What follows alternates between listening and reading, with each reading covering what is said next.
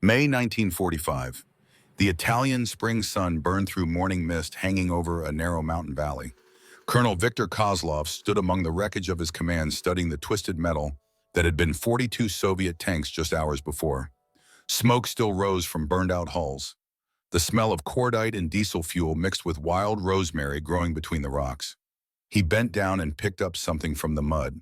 A patch, deep crimson shaped like a shield, edges frayed from being torn off a uniform during the chaos of battle. No unit designation he recognized. No familiar insignia. Just that distinctive color dark as dried blood. His intelligence officer approached, boots crunching on spent shell casings scattered across the ground like copper rain. "Sir, the casualties?" Kozlov held up one hand. The numbers could wait. Numbers always waited. What he needed now was understanding. 3 years commanding elite mechanized forces. 3 years facing the best the Wehrmacht could throw at him. Stalingrad, Kursk, the drive through Poland. He had learned to read battlefields the way other men read newspapers. Every burned tank told a story. Every impact crater spoke of tactics and training. This battlefield made no sense. His forces had entered the valley at dawn using textbook Soviet doctrine. Forward reconnaissance, main body and column. Artillery support positioned on high ground. Everything by the manual. Everything according to the principles hammered into him at Frunze Military Academy. The Americans who had destroyed his division should not have been able to do what they did. Soviet intelligence had briefed him 3 weeks earlier. The American unit in this sector was designated 5th Mechanized Division, formed from National Guard volunteers. Average age 24. Minimal combat experience. Equipment consisted of standard Sherman tanks that German panzers had been destroying with regularity for 2 years. The assessment had been clear and dismissive. Not a significant threat. Kozlov turned the crimson patch over in his calloused fingers. Whoever wore this patch had just humiliated the most elite armored division in the Soviet Expeditionary Force. "Find out who they are," he said quietly. "Find out everything." 300 miles away, Lieutenant Marcus Crawford sat on the front slope of his Sherman tank, drinking coffee from a battered thermos. The morning sun felt good on his face. Birds were singing in the olive grove behind him. Somewhere down the valley, someone was playing Johnny Cash on a tank radio. The music drifted up through the clean mountain air, like a promise that normal life still existed somewhere beyond all this violence and death. He was 28 years old. Before the war, he had fixed cars in a garage on the east side of Detroit. Good work. Honest work. He understood engines the way some men understood scripture. Every sound meant something. Every vibration told a story. You just had to listen. War turned out to be similar. Different kind of engine, different kind of story, but the principles held. Mac took another sip of coffee. His mother sent beans from home every month. Real Michigan coffee roasted at the shop 2 blocks from where he grew up. Some men carried Lucky Charms or photographs. Mac carried good coffee and the memory of how things should taste when the world made sense. Motor City Mama sat behind him, 26 tons of American steel that had somehow survived 8 major engagements without getting any crew killed. The tank had dents, it had scratches. The left track squeaked in a way that drove his driver crazy, but it ran, and it killed what needed killing. And it brought his boys home every night. That was all Mac asked of any machine. His gunner, Corporal Raymond Morrison, climbed up and dropped down beside him. They called him Deadeye, though Mac never used nicknames on principle. Raymond was 23 and had been a competitive rifle shooter before the war. Farm kid from Ohio with steady hands and steadier nerves. "Lieutenant, the captain wants to see you at HQ." Mac nodded and drained the last of his coffee. The sun was higher now, burning off the mist. Down in the valley, smoke from yesterday's fight still drifted between the hills like ghosts that could not find their way home. "Tell her I'll be there in 5. Raymond hesitated. "She said now, sir." Mac looked at him. Raymond looked back. Neither man blinked. Then Mac smiled and Raymond relaxed. 5 minutes, Mac repeated. "Got to finish my coffee. War can wait that long." Captain Elena Rodriguez was not a patient woman by nature or training. 8 years as a Texas Ranger before the war had taught her that hesitation got people killed. Speed and decisiveness kept them alive. When she gave an order, she expected immediate compliance. She also understood that Lieutenant Crawford operated on his own particular frequency. Push too hard, and he stopped hearing you. Give him enough rope, and he delivered miracles. She stood outside the command tent studying terrain maps spread across a makeshift table constructed from ammunition crates. Her grandfather's compass sat on the corner, its brass case worn smooth by 3 generations of military service. Compass had gone to France in 1918. Came back. She carried it to Italy in 1900, planned to bring it home the same way. Mac arrived exactly 5 minutes later. Not 4, not 6. The man had an internal clock that ran on pure stubbornness. Captain? Lieutenant, Ghost team reported more Soviet movement last night. She pointed at the map. Sergeant James Washington ran the division's reconnaissance platoon. They called him Ghost because enemy sentries never saw him coming. Montana hunting guide before the war. Could track anything with a pulse and most things without. His reports were sparse but reliable. When Ghost said something was moving, you paid attention. Same area as before, Mac asked. No, that's what concerns me. They're probing, learning our patterns. Mac studied the map. His finger traced potential approach routes with the same careful attention he used to trace fuel lines and damaged engines back in Detroit. Find the problem. Understand the system. Fix what's broken. They're getting smarter, he said finally. Or we're getting predictable. Same thing in the end. Elena looked at him. Mac looked back. They had fought together long enough to communicate in shorthand. She saw what he was thinking. He saw her thinking the same thing. The easy victories were over. Real war was about to begin. We need to change how we move, she said. Already working on it. Good, because whatever's coming next won't be another probe. They're building up for something major. Mac nodded slowly. Then I guess we better be ready. He walked back to his tank. The coffee was cold now, but he finished it anyway. Waste not, want not. His mother's voice in his head. She had lived through the Depression, knew the value of everything, including sons who came home alive. The other crew members were gathered around Motor City Mama doing maintenance. Jack Sullivan, the driver, had the entire front transmission exposed and was swearing creatively at a bearing that refused to cooperate. Sarah Kimura, radio operator, sat cross-legged on the turret with her equipment spread around her like electronic tarot cards. Young Tyler Brooks, newest member after Raymond's replacement arrived, was cleaning the main gun with the focused intensity of someone trying to prove he belonged. Listen up, Mac said. The crew stopped what they were doing. Captain says something big is coming. That means we do this right. Check everything twice. I want this tank ready to fight or run, whichever keeps us breathing. Sullivan looked up from the transmission grease up to his elbows. When's it coming? Soon, maybe tomorrow, maybe tonight. Always with the good news, Lieutenant. That's why they pay me the big money, Sully. The crew laughed. It was a good sound. Laughter meant morale. Morale meant they would fight when fighting started. Fear could break a crew faster than enemy fire. Mac made sure his people had something to laugh about every day, even when there was nothing funny about where they were or what they did. 3 ridges over Sergeant James Washington lay perfectly still in a tangle of underbrush, watching a Soviet forward observation post through binoculars. He had been in this position for 6 hours, would stay 6 more if that is what the mission required. Patience was not something you could teach. Either you had it, or you learned it, or you died because you lacked it. Ghost had learned patience from his grandmother, full-blooded Lakota. She had taught him to hunt elk in the mountains around their Montana home, how to read tracks, how to move through timber without disturbing the natural patterns that animals use to sense danger, how to become part of the landscape so completely that prey walked within arm's reach without alarm. Turned out the same skills worked on humans. The Soviet observers were good.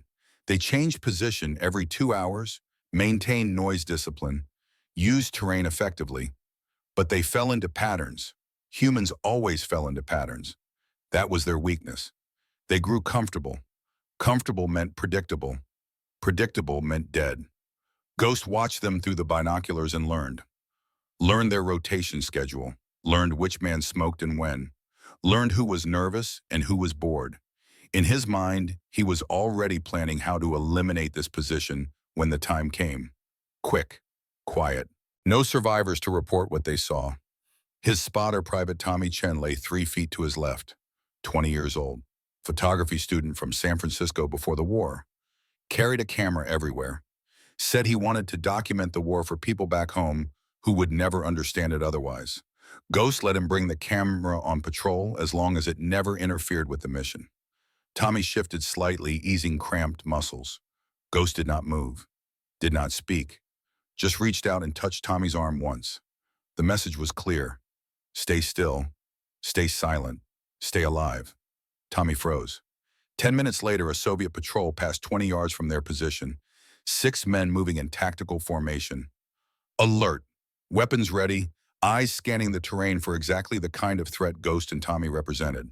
The patrol passed, never saw them, never knew how close death had walked. When they were gone, Ghost allowed himself to breathe normally again. Beside him, Tommy let out a long, slow exhale. "How did you know they were coming?" Tommy whispered. Ghost pointed at birds in the trees ahead. They had stopped singing 30 seconds before the patrol appeared. Nature always gave warning. You just had to pay attention. They lay in the brush until sunset. Then Ghost led them back through enemy lines using routes that existed only in his memory. Back to American positions. Back to safety. Another day of gathering intelligence. Another night of staying alive. The sun was setting when Mac finally got word from Division HQ. Orders coming through for tomorrow. Big push, multiple units. The Crimson Raiders would lead. He gathered his crew around Motor City Mama. The tank looked tired in the fading light, scarred and worn but still ready, like all of them. "Battalion briefing at Oro 500, he told them. "Get some sleep. Tomorrow's going to be interesting." Tyler spoke up. The kid was always speaking up. "Lieutenant, how do you know we'll be okay?" Mac looked at him. Tyler was 19, fresh-faced, still believed in good luck and bad luck, instead of skill and preparation. Still thought war was something that happened to other people. Combat would teach him different, but until then, Mac could at least give him something to hold on to. "Kid, I've kept this crew alive through 8 engagements. Lost 2 tanks, but never a man. You know why?" Tyler shook his head. "Because we're better than them. Not because we got better equipment. Not because we're braver. We're better because we think different. They fight by the book. We write our own book.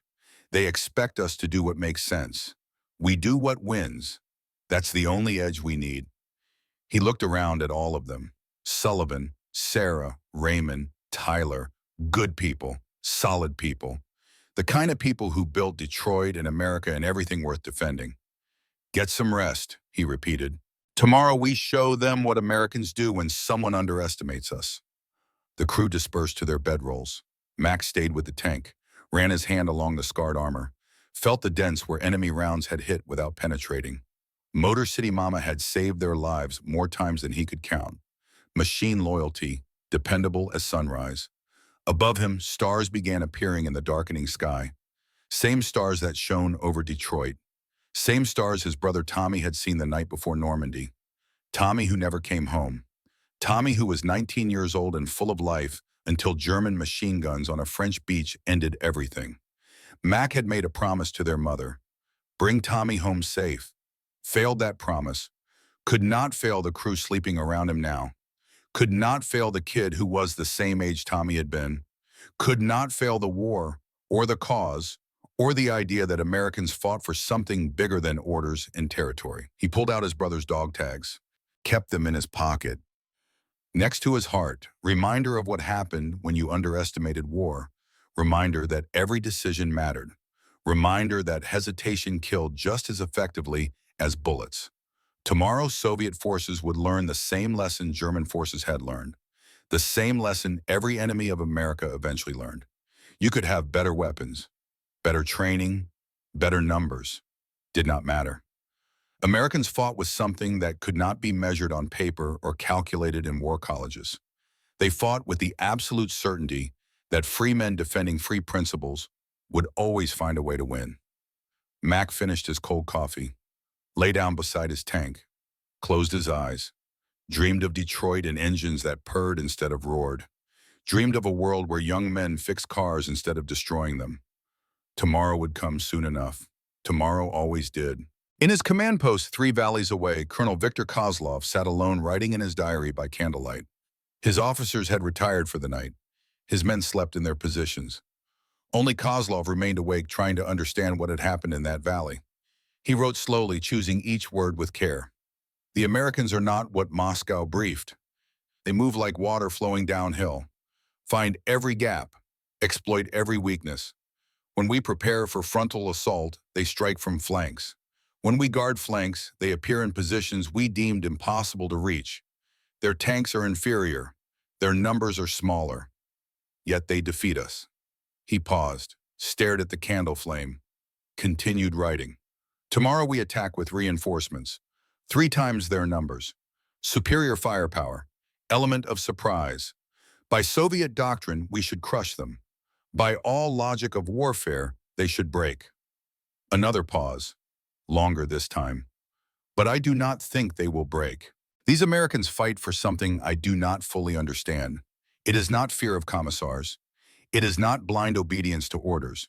It is something else. Something in the way they laugh on their radios after battle. Something in the casual way they maintain their equipment. Something in how they treat war as an unpleasant job that must be completed so they can return to normal life. Kozlov set down his pen, picked up the crimson patch he had found in the mud, studied it in the candlelight. Somewhere out there in the darkness, Americans were sleeping, dreaming of homes and families and futures beyond war.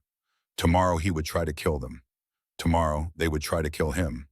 That was the nature of their profession. That was what war demanded. But for the first time in his long military career, Colonel Viktor Kozlov found himself wondering if he was fighting the right enemy. He extinguished the candle. The darkness settled around him like a familiar coat. Outside, sentries walked their posts. Equipment sat ready for tomorrow's assault. Everything prepared according to doctrine and training and the accumulated wisdom of Soviet military theory. Kozlov lay down on his cot, fully clothed, boots still on pistol within reach. Old soldier habits, sleep light, wake ready, trust nothing except the training that kept you alive. But as sleep claimed him, his last conscious thought was of that crimson patch, and the question that would haunt him through everything that followed. Who are these Americans? Dawn would bring answers. Dawn would bring battle. Dawn would bring the moment when 2 armies collided and only one truth mattered. The side that adapted fastest would survive. The side that clung to doctrine would die. In the mountains of Italy, spring of 1945, the education of Colonel Viktor Kozlov was about to begin. And his teacher would be a mechanic from Detroit who understood that winning wars required the same skills as fixing engines. Find the problem, understand the system. Do what works instead of what the manual says. The manual assumed both sides played by the same rules. Americans never read that part. The valley was still dark when Mac's crew climbed into Motor City Mama. 0445 hours. 15 minutes before the briefing that would change everything. The air smelled of dew and diesel fuel and the particular metallic taste that comes before violence. Sullivan started the engine. The Sherman's motor caught on the second try, settling into the familiar rumble that Mac had learned to read like a doctor reading a heartbeat. Compression good, oil pressure rising normally, temperature climbing toward operational range. The machine was ready, even if the men inside it felt the weight of what was coming. Sarah tested the radio, cycling through frequencies. Static and occasional chatter from other units doing the same pre-dawn checks. The electromagnetic spectrum was crowded this morning. Everyone was awake. Everyone was preparing. Raymond cleaned the gun sight for the 3rd time. Nervous habit. The sight was already spotless, but the ritual gave him something to do with his hands, while his mind worked through what combat would demand. Tyler watched him learning. The kid was smart enough to know that staying alive meant watching the veterans and copying what they did. Mac climbed into the commander's position, settled into the seat worn smooth by months of use, put on the headset, adjusted the throat microphone, checked sight lines through the cupola, everything exactly where it should be, everything ready. All systems green, Sullivan reported. Comms check good, Sarah added. Gun ready, Raymond said. Tyler just nodded. The kid was too nervous to trust his voice. Mac keyed the radio. Motor City Mama to Crimson Leader. Ready for briefing. Elena's voice came back immediately. Copy that. HQ tent 5 minutes. Bring your thinking cap, Lieutenant. This one's complicated. The command tent was crowded when Mac arrived. All the tank commanders and infantry leaders were there, plus Elena and Ghost and Colonel Harrison, the division commander. Harrison was career Army, 52 years old, barrel-chested and gray-haired. They called him Bull, but never to his face. He had earned the Silver Star at Kasserine Pass back when the American Army was still learning how to fight Germans who knew what they were doing. He looked tired this morning. They all looked tired. War ground you down day by day until there was nothing left but the mission and the hope of home. Gentlemen, Harrison began, no preamble, no motivation speech, just straight to business. Intelligence report that Soviet buildup in Sector 7, estimate battalion strength possibly more. Heavy armor, artillery support. They're coming for us specifically. Moscow wants to make an example. He pointed at the map spread across the table. Red markers showed enemy positions. Blue markers showed American forces. The red outnumbered the blue 3-1, maybe 4. Our orders are to hold this valley and the approaches to the Gothic line. Do not let them through. Do not let them flank us. Do not give them 1 inch of ground they can use to leverage an attack on the main positions. Silence in the tent. Everyone understood what those orders meant. Stand and die if necessary. No retreat, no fallback positions. Just Americans and Soviets in the question of who wanted it more. Ghost spoke up from the shadows where he always stood during briefings. Sir, I've been watching their patterns. They're predictable. Always hit at dawn, always come up the main valley, always use textbook Soviet combined arms tactics. Harrison nodded. And your recommendation? Let them come exactly where they expect to come. Then hit them from directions they're not watching. Elena pointed at the map. If we can get infantry up this ridge during the night, we'll have overlapping fields of fire on their entire approach route. They'll be moving through a shooting gallery and won't know it until too late. Max studied the ridge she indicated, 1,500 feet of nearly vertical rock. Loose scree, no trails. The kind of terrain that doctrine said was impassable for infantry carrying full combat loads. Can your people make that climb? Harrison asked. Elena met his eyes. By 600, sir. We'll be in position before they start moving. In armor, Mac pointed at a cluster of olive groves on the eastern slope. We put 3 tanks here in hull-down positions. They'll never see us until we open fire. The other 2 tanks can hold the road, make them think that's our main defensive line. Harrison considered it. 30 seconds of silence while he worked through the angles and timing and 100 things that could go wrong. Then he nodded once. Do it. Hit them hard enough that Moscow thinks twice about testing us again. Dismissed. The officers filed out. Mac caught up with Elena outside the tent. The sky was starting to lighten in the east. Dawn coming whether they were ready or not. That ridge, he said, it's suicide if you slip. Good thing my people don't slip. Elena, she stopped, turned to face him. In the gray pre-dawn light, she looked older than 32. War did that, added years that would never come off. Mac, I know what I'm asking them to do, but if we let the Soviets walk through here, more Americans die tomorrow and the day after and the day after that. We stop them, now we save lives later. Just make sure you're around to save them with. She smiled, not the warm smile she probably had before the war. The tight, controlled smile that soldiers learned when showing real emotion became too expensive. Same to you, Lieutenant. Don't get that tank blown up. Some of us are used to having you around. They stood there for a moment, 2 people carrying the weight of other people's lives. 2 soldiers who understood that leadership meant sending good men into bad situations and living with the consequences. Then Elena headed toward her company area, and Mac walked back to Motor City Mama. The sun was definitely rising now. Red sky in the east, red sky at morning sailors, take warning. Old saying, probably true for tankers too. The Soviet attack began exactly at 0630 hours. Ghost had called it perfectly. They came up the main valley in textbook formation. Forward scouts, main body of armor, infantry in support, artillery preparation walking ahead of the advance like thunderous footsteps. Mac watched through his periscope from the concealed position in the olive grove. The Soviet tanks were T-3s, excellent machines, better armor than Sherman's, better guns, proven in combat from Moscow to Berlin. 87 of them rolling up the valley in 3 columns, engines, roaring tracks, churning up dust that caught the early morning light. Beautiful in a terrible way, like watching a storm approach across open water. "Steady," Max said quietly into the headset.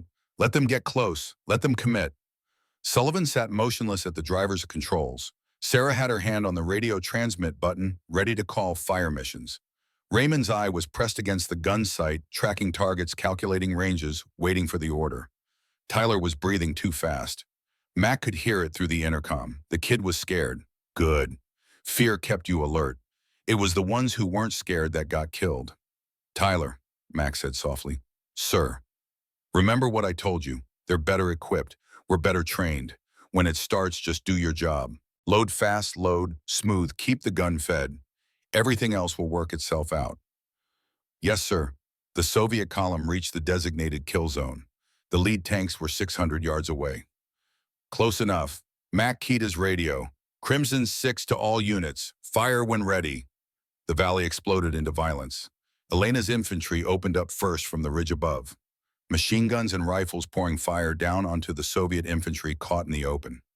Men fell, others scattered seeking cover that didn't exist. The carefully organized formation dissolved into chaos in seconds. Then Mac's tanks opened fire. 3 Shermans firing from hull-down positions into the flanks of Soviet armor that had been expecting threats from ahead, not from the side. The 75mm guns barked. Shells crossed the distance faster than thought. Steel penetrated steel. Explosions flowered orange and black against the morning sky. The first Soviet tank died before its crew understood what was happening. The second died while trying to turn toward the threat. The third died while reversing, trying to escape the killing ground. And, "Target tank, 12 o'clock, Mac called. Raymond was already on it. "Identified." "Fire." The Sherman rocked as the main gun spoke. The shell took the target in the turret ring, that vulnerable junction between hull and rotating turret. Secondary explosion.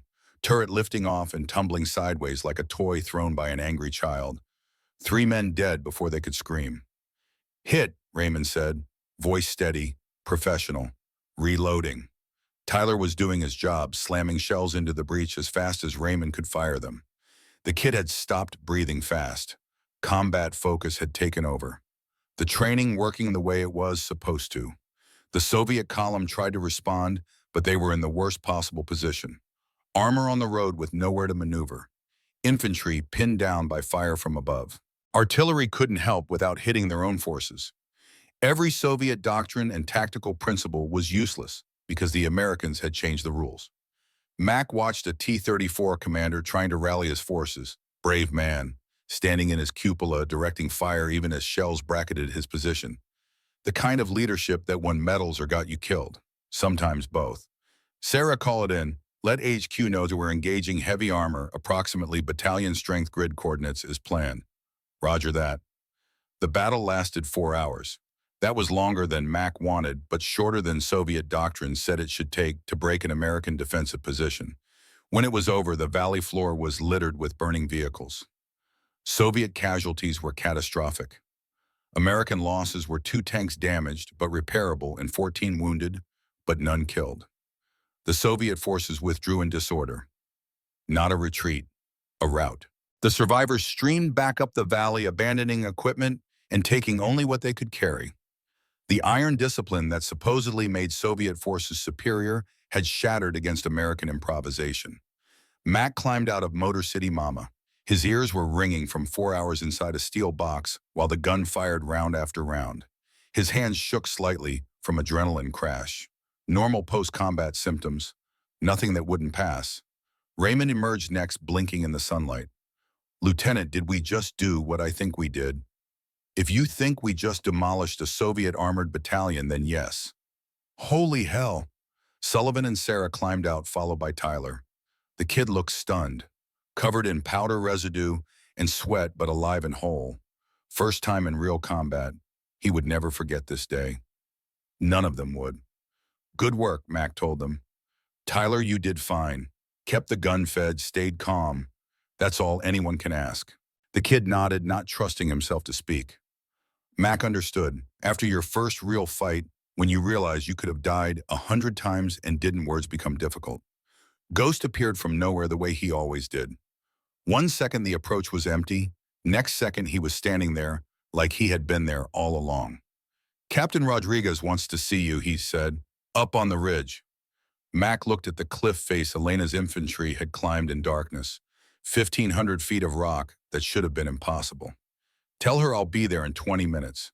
She said now. Ghost, I just fought a 4-hour tank battle. I need 10 minutes to make sure my crew is okay and my tank is functional. Then I'll climb her damn mountain. Ghost smiled slightly. I'll tell her 15 minutes. You're a diplomat. I'm a survivor. There's a difference. Mac took the time to check Motor City Mama thoroughly. Hull intact, track damage minimal, gun tube clear. Ammunition racks needed restocking, but that could wait. The tank had performed perfectly. American engineering at its finest. Maybe the Sherman wasn't as heavily armored as a T-34, but it was reliable and it kept running, and in a long war, reliability beat specifications every time. He started climbing. The ridge was steeper than it looked from the valley floor. Loose rock, narrow footholds. Places where one slip meant a very long fall onto very hard ground. Mac understood why Elena's infantry had been so careful during the night ascent. This wasn't terrain you could rush. He found her at the top, sitting on a boulder cleaning her rifle. Her company was spread out in defensive positions, still watching the valley in case the Soviets decided to try again. They looked tired but satisfied. The look of soldiers who had done their job well and lived to tell about it. Hell of a climb, Mac said, breathing harder than he wanted to admit. Hell of a fight down there. Your boys did good work. So did yours. That crossfire from above is what broke them. We just cleaned up. Elena finished cleaning her rifle, worked the action twice, loaded a magazine. All the motions smooth and practiced. She had been handling weapons since before most of Mac's crew was born. Mac, we need to talk about what comes next. They'll be back. Of course they'll be back. Question is whether we'll be ready when they are. Mac sat down on the boulder next to her. Below them, the valley was quiet now, except for the occasional pop of ammunition cooking off in burning hulks. Smoke rose in straight columns. No wind today. The smoke just climbed straight up like dark prayers. They underestimated us, he said. Won't make that mistake twice. So we adapt, stay unpredictable, keep them guessing. That only works so many times. Eventually they'll commit enough force that tactics don't matter anymore. Just math. Elena looked at him. You always this cheerful after winning. I'm realistic. We won today because they fought by the book and we didn't. But they're learning. Next time they'll be ready for our tricks. Time after that they'll have counters for our counters. That's how war works. So what do? Keep changing the book. Keep writing new tricks faster than they can learn the old ones. And hope the war ends before they figure us out completely. They sat in silence for a while.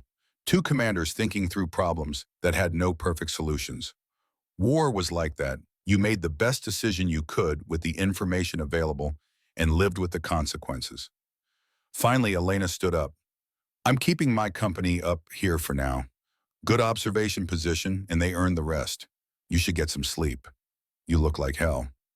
You know how to make a man feel, Special Captain. That's why they pay me the big money, Lieutenant. Max smiled, started the long climb back down. His legs were already sore. Tomorrow they would be worse. Getting too old for this. 28 going on 60. But the job wasn't done yet. 3 valleys away, Colonel Victor Kozlov stood in the ruins of his command post reading casualty reports. 41 tanks lost, 273 men killed or wounded, complete tactical failure. The kind of numbers that ended careers and sometimes lives when Moscow wanted scapegoats. His political officer stood nearby writing his own report.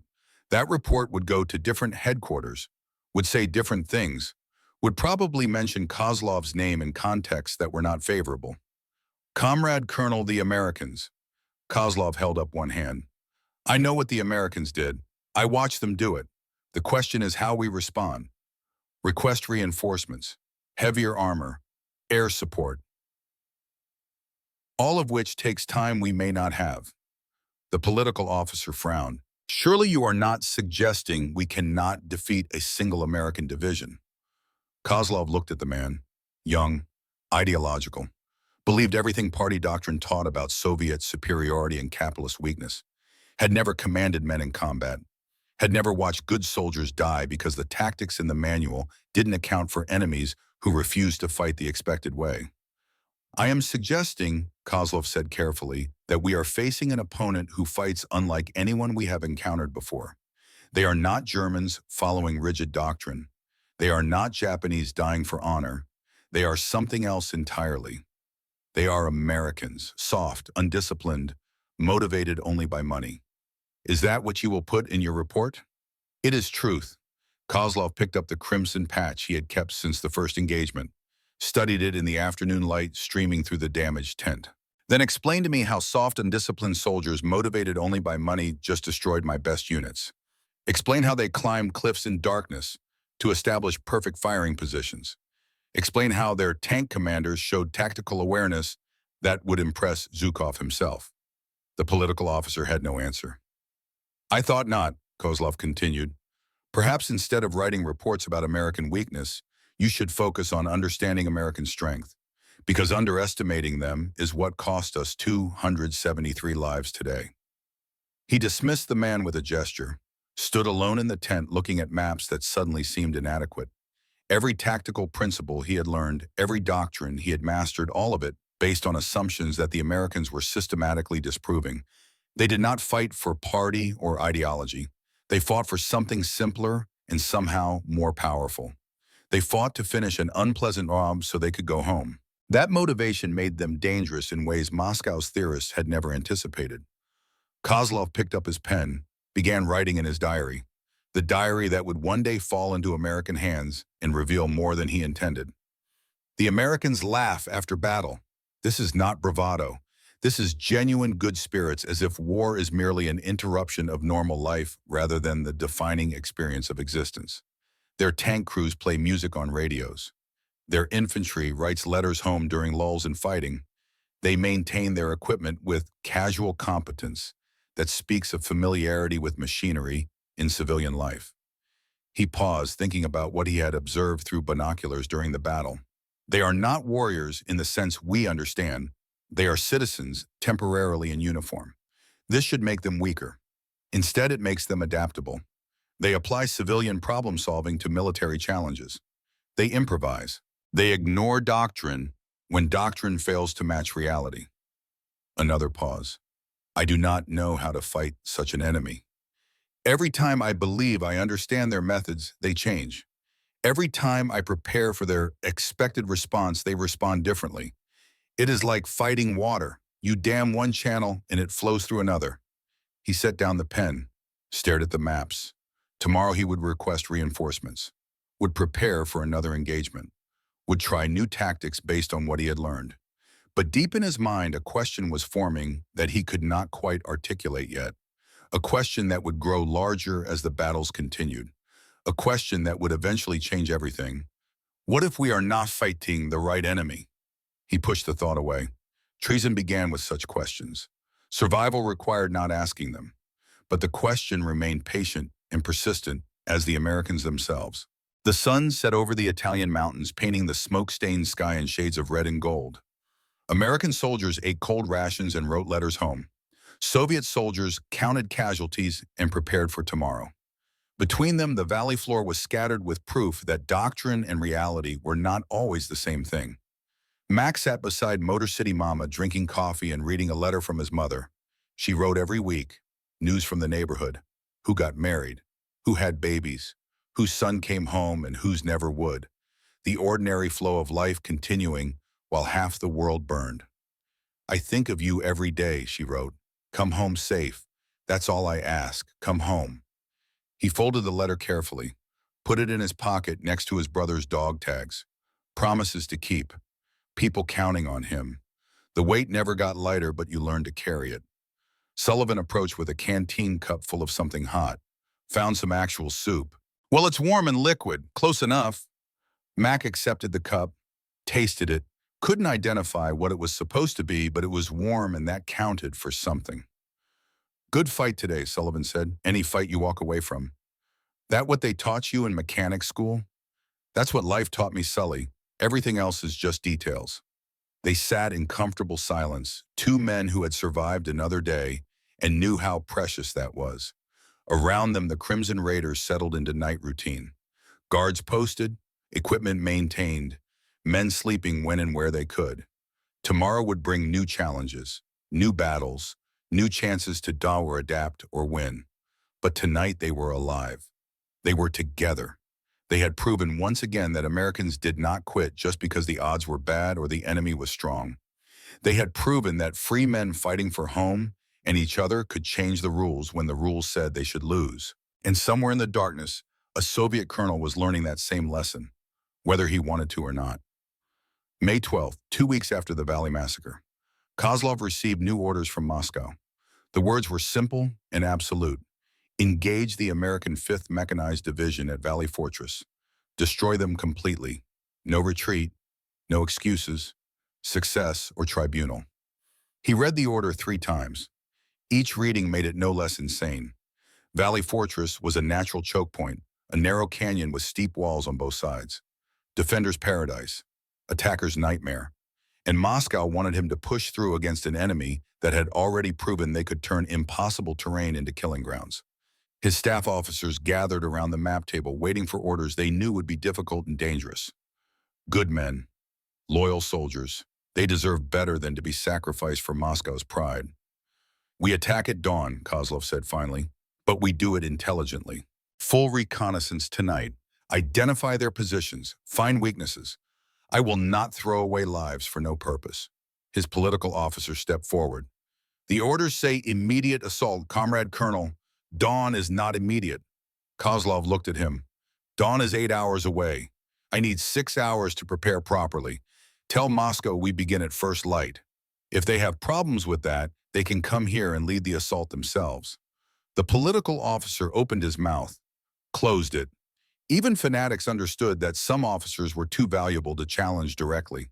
Kozlov had survived Stalingrad, had fought across half of Europe, had earned enough medals that executing him would require explanation Moscow might not want to provide.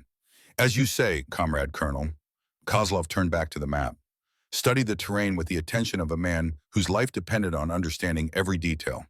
Because it did, and so did the lives of 500 men under his command.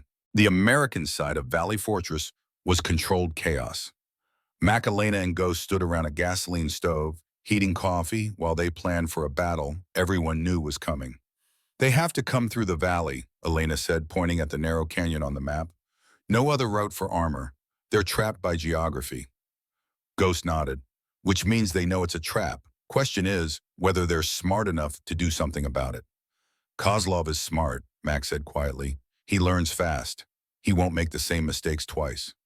So what would you do if you were him? Mac studied the map, put himself in the Soviet commander's position. Superior numbers but inferior position. Orders to attack. No room for maneuver. Every option bad but some worse than others. I'd come at night, use darkness to hide my movements. Hit hard and fast before we can coordinate a defense. Overwhelm one position and exploit the breakthrough. Elena frowned. Night attack with armor, that's suicide. One wrong turn and you drive off a cliff. Suicide is attacking at dawn into prepared positions. At least night gives him surprise. Ghost poured more coffee. So we prepare for night attack. And dawn attack, and afternoon attack.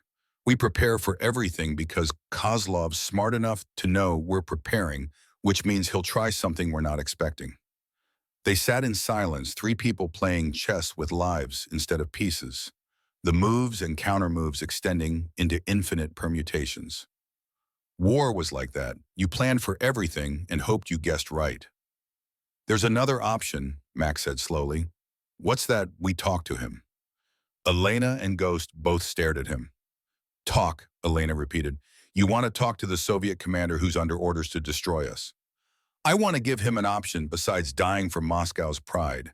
He's a soldier, not a fanatic. Soldiers understand reality. And if he says no, then we fight like we plan. But if he says yes, a lot of good men on both sides go home to their families. Ghost spoke up. That's either brilliant or the craziest thing I've heard all war. Maybe both. Mac looked at them. 2 people he trusted with his life. 2 people whose judgment he valued above orders or doctrine or anything except the mission and the men. Elena, if you were facing impossible odds and someone offered you a way out that saved your people, would you take it? She thought about it. Depends on the terms. Terms are simple. He attacks like orders say. We defend. After a few hours, he withdraws, claiming American position too strong. Both sides claim victory. Everybody lives. War ends in a few months anyway. And if Moscow finds out, then Moscow finds out. But right now, I'm more worried about keeping my crew alive than what some commissar in the Kremlin thinks. Elena looked at Ghost. Ghost shrugged. I've seen crazier things work, and Ghost hasn't stayed alive this long by ignoring good ideas just because they're unconventional. All right, Elena said finally, but I'm the ranking officer. This goes wrong, it's my decision. Respectfully, Captain, this goes wrong, we're all dead anyway. Rank won't matter much then. She smiled despite herself. Fair point, Lieutenant. How do you propose to set up this meeting? Broadcast on open frequency. Request parley. Kozlov speaks English. He'll understand. And if it's a trap, Ghost answered that one, then I'll be watching with a rifle. Anyone tries anything, they die before they take 2 steps. That was settled then. Morning would bring either negotiation or annihilation. Mac preferred negotiation but was prepared for either. That was what being a soldier meant. Hope for the best, plan for the worst, stay flexible enough to handle whatever actually happened. Dawn came cold and clear. Mac stood in the commander's cupola of Motor City, Mama watching the eastern sky turn from black to gray to pale gold. Beautiful morning. Wrong kind of morning for killing. He picked up the radio microphone, switched to the frequency Ghost Reconnaissance had identified as Soviet command net, took a breath. What he was about to do violated every protocol in the book. Also might save hundreds of lives. Soviet Command, this is Lieutenant Marcus Crawford, 5th Mechanized Division, United States Army. I request parley with Colonel Victor Kozlov before today's engagement. I give my word as an officer that safe conduct will be respected.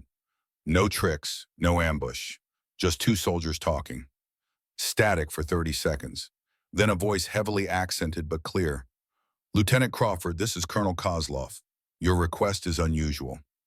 Yes, sir, it is. But I figure unusual times call for unusual solutions. I'm asking for 1 hour. Meet me at grid reference. Mac gave coordinates for neutral ground between their positions. Come alone or bring your whole staff doesn't matter to me. I just want to talk before good men start dying. More static. Mac could imagine the conversation happening on the Soviet side. Kozlov weighing options. Officers arguing. Political commissars insisting it was a trap. Finally, Kozlov's voice again. 1 hour. I come alone. You do the same. Agreed. See you in 30 minutes, Colonel. Mac climbed out of the tank. Sullivan looked up at him with concern. Sir, this is insane. Probably, but insanity kept us alive this long. Figure it's worth one more try. He walked to the neutral ground, carrying nothing but a thermos of coffee and his service pistol. Ghost was somewhere in the rocks, with a rifle invisible and ready. Mac trusted him to make the right decision if things went wrong. Kozlov appeared exactly on time, walking alone up the valley floor. No weapon visible. Older than Mac expected, maybe 45, gray at the temples, face weathered by sun and war. The kind of face that had seen too much and remembered all of it. They met in the middle of nowhere, 2 soldiers from different worlds standing in Italian sunshine, discussing whether to kill each other. Mac held up the thermos. Coffee, real beans from Michigan. My mother sends them.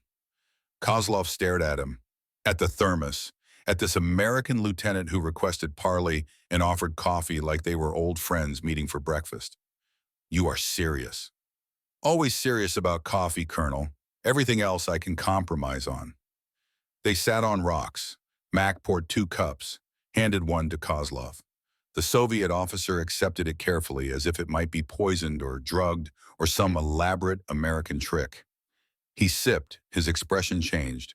Surprise. Pleasure. The simple human response to something that tasted good after months of subsistence rations and ersatz tea.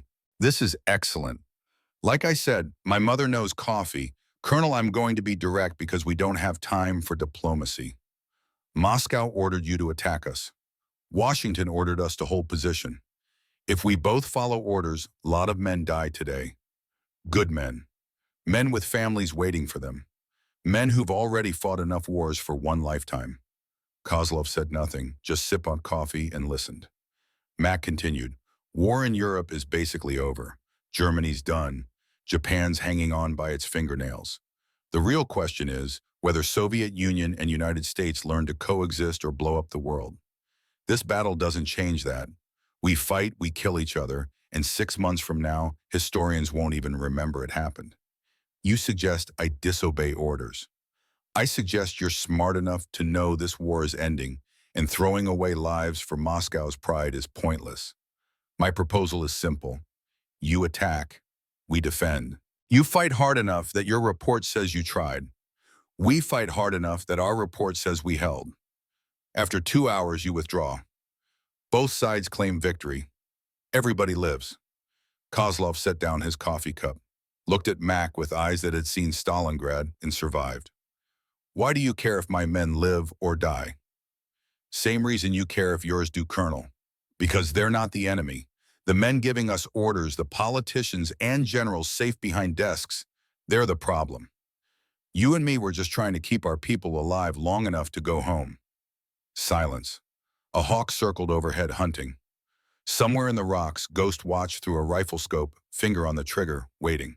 You are not what I expected, Kozlov said finally. That makes two of us. Intelligence said Soviets were rigid and inflexible. You seem pretty flexible to me. Intelligence often sees what it wishes to see rather than what exists. Ain't that the truth? More silence. Both men thinking, both men calculating, both men weighing duty against conscience. Kozlov stood up, extended his hand. Max stood, shook it. 2 hours, Kozlov said. We attack at 0800. We withdraw at 1000. I will ensure my men fire ammunition but hit nothing critical. You do the same. Agreed, and Colonel, thank you for choosing sense over orders. Thank you for the coffee, Lieutenant. It reminded me that civilized behavior is still possible, even in war. They parted, walked back to their respective lines. Mac felt lighter than he had in weeks. Maybe they could end this war without adding to the mountain of dead. Maybe common sense could win one battle, even if it lost the overall war. The staged battle began exactly at 0800. Soviet tanks advanced. American guns fired. Shells crossed the valley. Explosions flowered on hillsides. For 2 hours, both sides performed the theater of war with enough violence to look legitimate, but not enough to actually kill anyone paying attention. It was the strangest engagement Mac ever fought. Firing at targets but missing deliberately. Watching Soviet shells land 50 yards away when they should have hit directly. The careful choreography of combat without consequence. At 1,000 hours, Kozlov ordered withdrawal. His forces pulled back in good order. Not routing, not panicking, just tactically withdrawing in the face of strong resistance. By the book. By Soviet doctrine. American after-action report. Enemy assault repelled. Position held. Minimal casualties. Soviet after-action report. American defense is too strong. Tactical withdrawal to preserve force. Recommend alternative approach. Both reports technically accurate. Both commanders lying through careful omission. Mac's crew knew something was different. Tyler spoke up. Sir, why didn't they press harder? Maybe they're learning what we already know. What's that? That killing is easy. Choosing not to is harder. The war in Europe ended 3 weeks later. May 8th, Victory in Europe Day. Church bells ringing across the continent. People dancing in streets. Soldiers putting down weapons and wondering what came next. The Crimson Raiders receive orders to stand down. Return to ports. Prepare for redeployment or discharge. The Italian campaign was over. Their part in the war was finished. Max stood beside Motor City Mama and ran his hand along scarred armor. This machine had carried them through 12 major engagements, 53 days of combat, hundreds of miles across Italian mountains. Never failed them. Never quit. What happens to her now? Tyler asked. Gets shipped to a depot somewhere. Mothballed or scrapped or sold for parts. That's what happens to tanks when wars end. Doesn't seem right. She earned better. On lots of things about war don't seem right, kid. That's why we fight them. So they end. 3 days before shipping out, Mac received a package. Soviet military courier delivered it under white flag and diplomatic seal. Inside was a bottle of vodka and a letter written in careful English. Lieutenant Crawford, by the time you read this, I may have answered to Moscow for my decisions at Valley Fortress. I do not regret them. You taught me that honor exists beyond orders, that enemy can become respected, that coffee tastes better than victory at any cost. If I survive my government's questions, I hope someday to share this vodka with you. If not, drink it, knowing one Soviet officer learned what American values truly mean. With respect, Viktor Kozlov, Colonel, Soviet Army. Mac read the letter twice, put it in his pocket next to his brother's dog tags. Another promise to keep, another connection forged in the crucible of war. He never expected to see Kozlov again. He was wrong. He was 17 years later, October 1962, height of Cuban Missile Crisis. World balanced on knife edge between peace and nuclear annihilation. Mac was 45 now, running a repair shop in Detroit. Married, 3 kids, living the American dream he'd fought to preserve. A stranger walked into his shop. Heavy coat despite mild autumn weather. Thick accent cutting through the sound of air wrenches and welding torches. I am looking for man who makes excellent coffee. Mac looked up from the engine he was rebuilding. Recognition took 3 seconds. The face was older, grayer, more lined, but the eyes were the same. Colonel Kozlov. Not Colonel anymore, just Victor. May we speak privately? They sat in Mac's office door, closed curtains drawn. Victor explained that he had survived tribunal, been demoted but not executed, now taught military history at Soviet Academy. Came to America secretly during missile crisis because he believed person-to-person contact could prevent war when governments failed. I have been speaking with Soviet leadership, Victor said, telling them Americans are not the enemy propaganda claims, that you value life, that you can be reasoned with. Some listen, perhaps enough. Mac poured coffee, same thermos, same ritual. 17 years and thousands of miles, but some things remained constant. You risked everything to come here. Because of you, I believe there is alternative to war, because you offered coffee instead of continuing fight. That moment changed my understanding of what is possible between enemies. They talked for 3 hours. About war, about peace, about their families and the weight of sending young men to die. 2 veterans who understood that politicians made wars, but soldiers paid the price. When Victor left, Mac gave him the thermos. Keep it. Sounds like you need it more for meetings with Soviet leadership. Maybe American coffee will make them more reasonable. Victor smiled. Perhaps. Thank you, my friend. We're friends now. We were always friends, just took war to realize it. The Cuban Missile Crisis ended 6 days later. Soviet ships turned back. World stepped away from the abyss. Whether one veteran's conversations made difference was impossible to know. But Victor believed they had. And sometimes belief is enough. 30 years after that, 1992, Soviet Union collapsed. Cold War ended not with bang, but whimper. Mac was 77 now. Elena was 79. They received invitation to ceremony in Moscow honoring Western veterans who had demonstrated possibility of cooperation during difficult times. Guest of honor was General Viktor Kozlov, retired age 82. The ceremony was formal, speeches about peace and reconciliation. Then Victor spoke off script, his English better now after decades of teaching. I want to tell you about American lieutenant who taught me that real strength is choosing not to kill when you can, who offered coffee to enemy, who treated soldiers like humans, not chess pieces. For 50 years, I taught Soviet officers to study American military tactics, but real lesson was learn American values. They fight for something beyond glory or ideology. They fight so war ends and life continues. That is what makes them truly formidable. After ceremony, Mac and Victor walked Moscow streets. Old men now, but still warriors in their hearts. They stopped at memorial for Soviet war dead. Victor placed flowers. Mac stood silent beside him. Your men, Mac asked. Some, the ones I could not save. I got a wall like this in Detroit, my brother's on it, and a lot of other boys who should have lived. They stood together, 2 old soldiers, former enemies. sharing grief that transcends nationality and politics and all the reasons men create to kill each other. Thank you, Victor said quietly. For what? For teaching me that enemies are made by circumstance. Friendships are made by choice. We chose friendship when world demanded enmity. Mac put his hand on Victor's shoulder. We chose to live when dying was easier, that's all. Just two stubborn bastards who refused to follow stupid orders. They laughed. The sound echoed off stone walls built to commemorate sacrifice. But in that moment, laughter was its own memorial, celebration of survival, acknowledgement that they had beaten the odds and lived long enough to become friends. Victor died in 2005, aged 95. His last request was to be buried with the letter he had written to Mac 60 years earlier. The letter about coffee and honor and choosing humanity over orders. Mac died 3 years later, aged 93. His repair shop continued, run by grandchildren who never knew war, but understood the values their grandfather fought to preserve.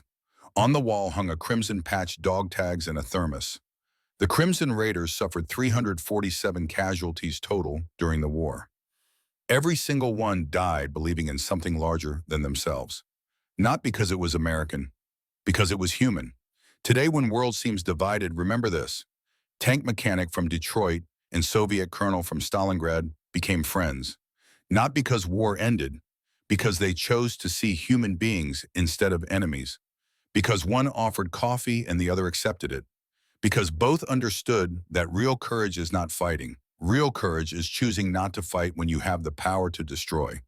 That is the American strength that toppled empires and won wars without firing shots. Not our weapons, not our wealth, our willingness to see humanity in everyone, even those who oppose us, even those ordered to kill us. The greatest generation was great not because they won wars. They were great because they chose peace when they could have chosen vengeance. Because they rebuilt enemies into allies. Because they understood that true victory is not defeating your opponent. True victory is turning your opponent into your friend. Mac Crawford understood that. Victor Kozlov learned it. And the lesson they taught echoes through decades, a reminder that coffee shared between enemies can change the world more effectively than any weapon ever forged. The thermos sits in a museum now, battered, dented, still capable of holding coffee if anyone bothered to fill it. Next to it, a card with two names. Marcus Crawford, Lieutenant United States Army, Victor Kozlov, Colonel Soviet Army, and below that one sentence, enemies by circumstance, friends by choice. That is the real story of the Crimson Raiders. Not the battles they won, the peace they made possible. Not the enemies they destroyed, the friends they created from the ashes of war. And somewhere in the great beyond, where warriors finally rest, two old soldiers sit and share coffee. Real beans from Michigan. Excellent quality, perfect temperature. Laughing about the time they stopped a war with nothing but common sense and the audacity to believe that human decency was stronger than military orders. They were right. They always were.